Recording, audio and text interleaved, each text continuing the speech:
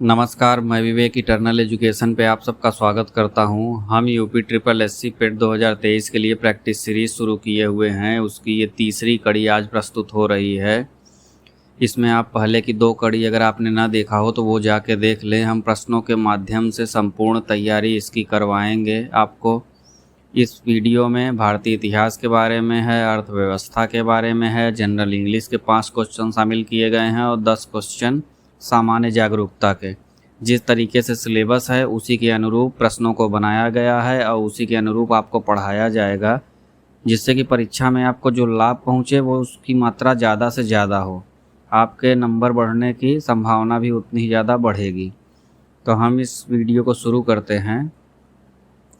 पहला प्रश्न है, पानीपत का द्वितीय युद्ध किन के बीच लड़ा गया था? ऑप्शंस दिया है अकबर तथा हेमू, बाबर तथा राणा सांगा, हुमायूं तथा शेरशाह सूरी, जहांगीर एवं गुरु अर्जुन देव।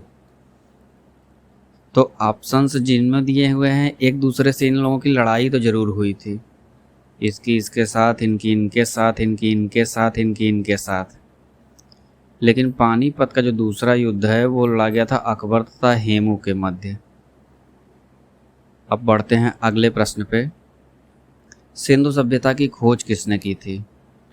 ऑप्शंस हैं Max Muller, Ranganath Rao, Gopal Majumdar, Dayaram Sahni.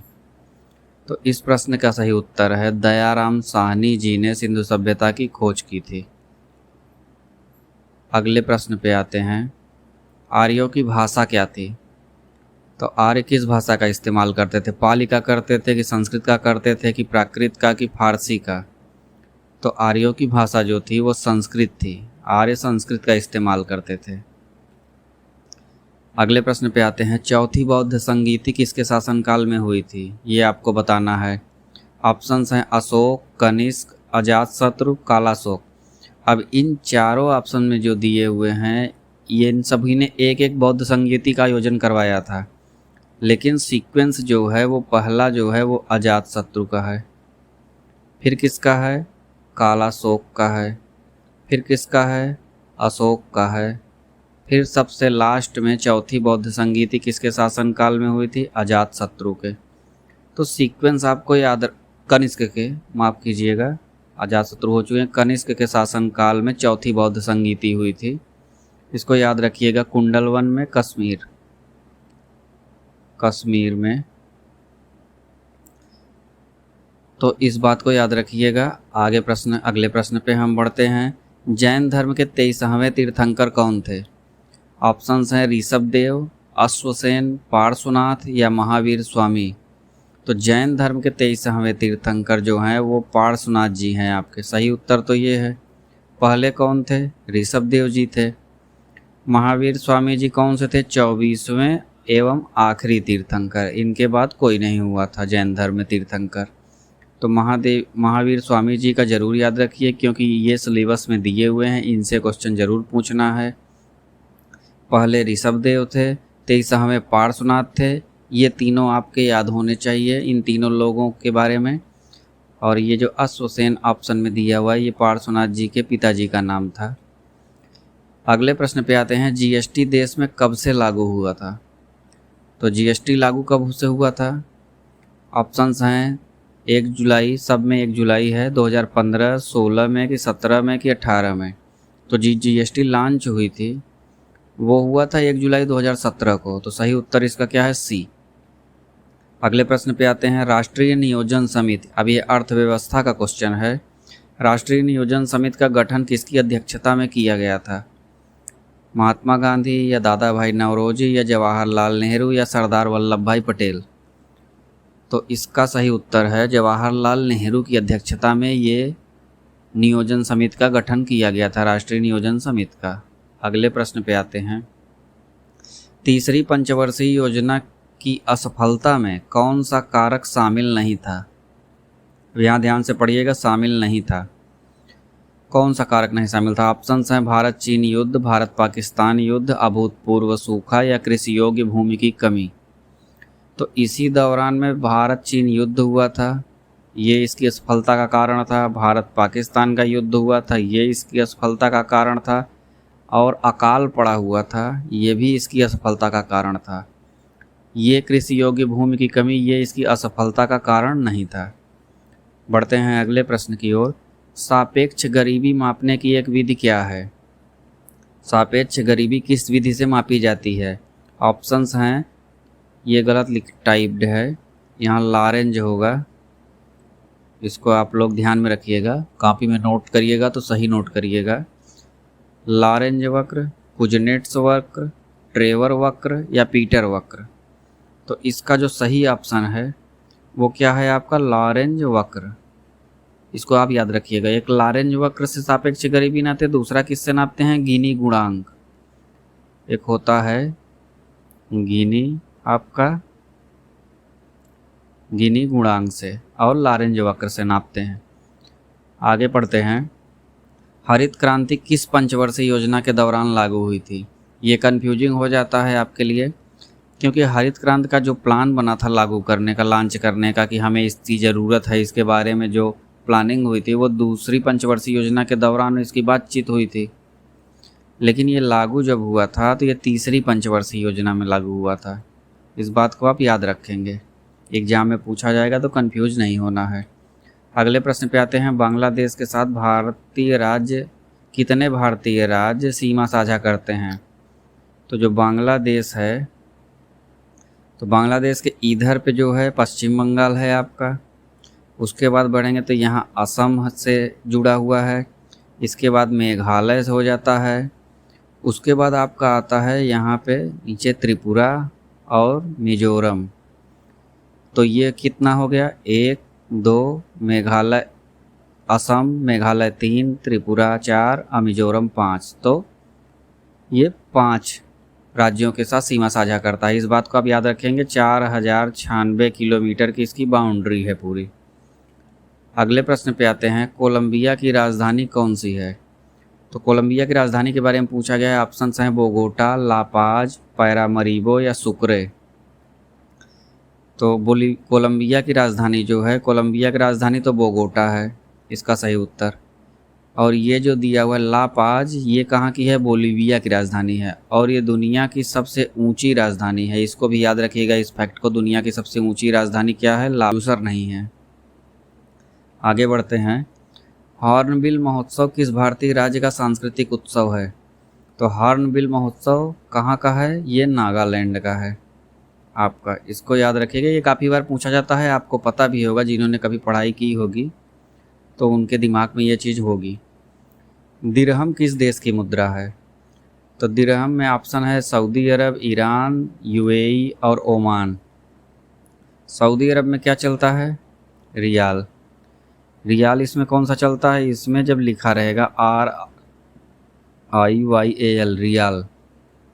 Iran में क्या चलता है? ईरानी रियाल चलता है, लेकिन वो RIAL ये वाला होता है।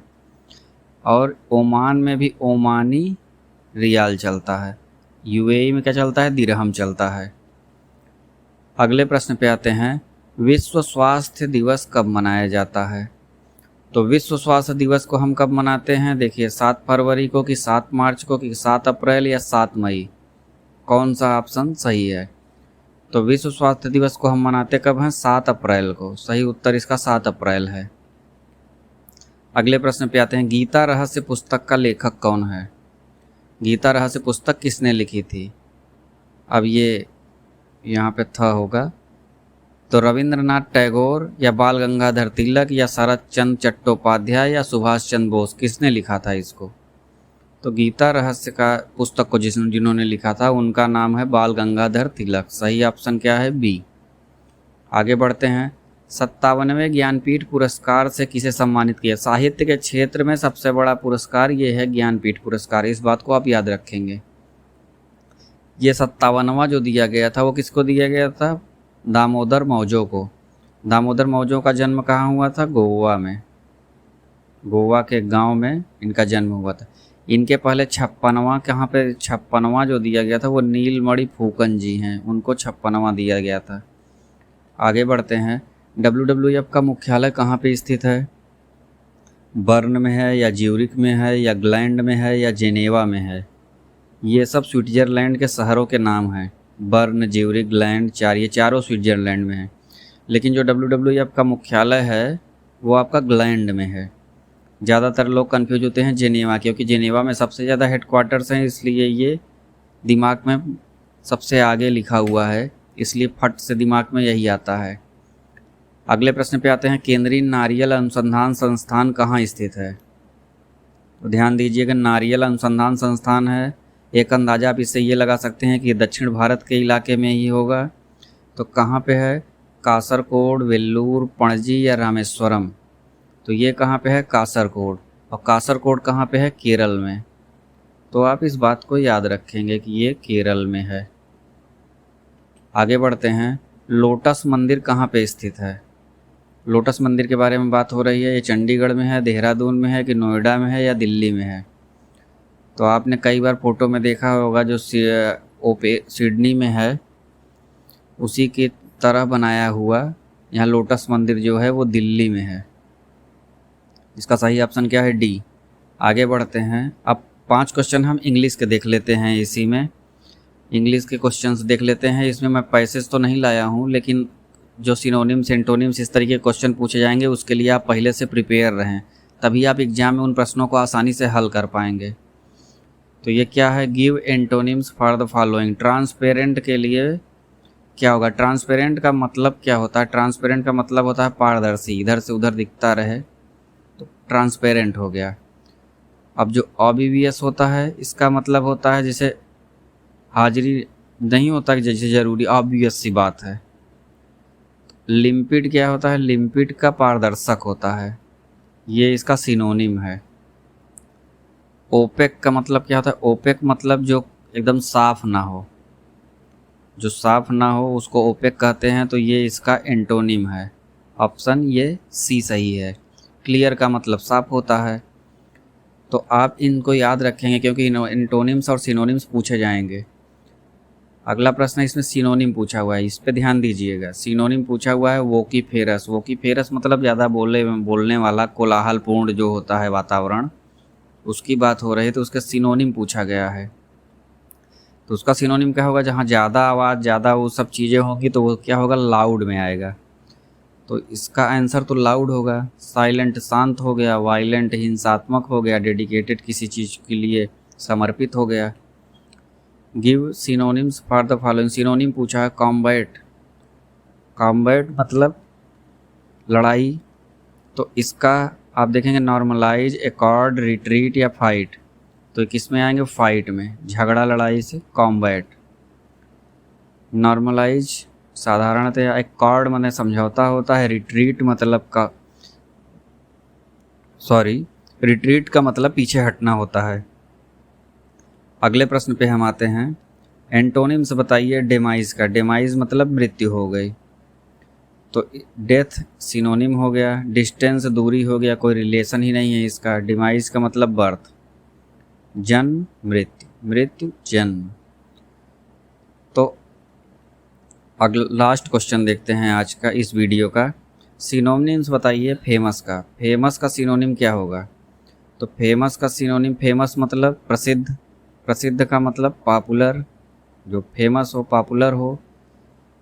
ऑफुल जो हो गया, तो ऑफुल का मतलब होता है भयंकर। पुअर गरीब हो गया। स्टीडी का मतलब नियमित हो गया, रेगुलर जो होता है उसको स्टीडी कहते हैं, नियमित टाइप का। तो ये क्वेश्चंस हो गए आपके आज के वीडियो के कंप्लीट। अब मैं अगली वीडियो में भी ऐसे ही लाता रहूँगा, एग्ज़ाम तक ये क्वेश्चन सीरीज चलती रहेगी। आप हमारी जियोग्राफी की सीरीज़ देखिए, जियोग्राफी और उसमें साइंस के क्वेश्चन आपको मिल जाएंगे। पॉलिटी, गवर्नेंस और हिंदी के क्वेश्चंस आपको रोहित सर करवाएंगे कंप्लीट, और ये पॉलिटी और साइंस के क्वेश्चन आपको आदर्श सर करवाएंगे। जो बाकी टॉपिक्स बचे हुए हैं वो मैं करवा रहा हूँ। तो आप बस संस्थान से पढ़ते रहिए, और इस बार के पेट में आपके नंबर हर बार से ज़्यादा ही आएंगे अगर आप हमारे साथ जुड़े ही रहते हैं। तो अपना साथ बनाए रहने के लिए धन्यवाद। मिलते हैं अगली वीडियो में।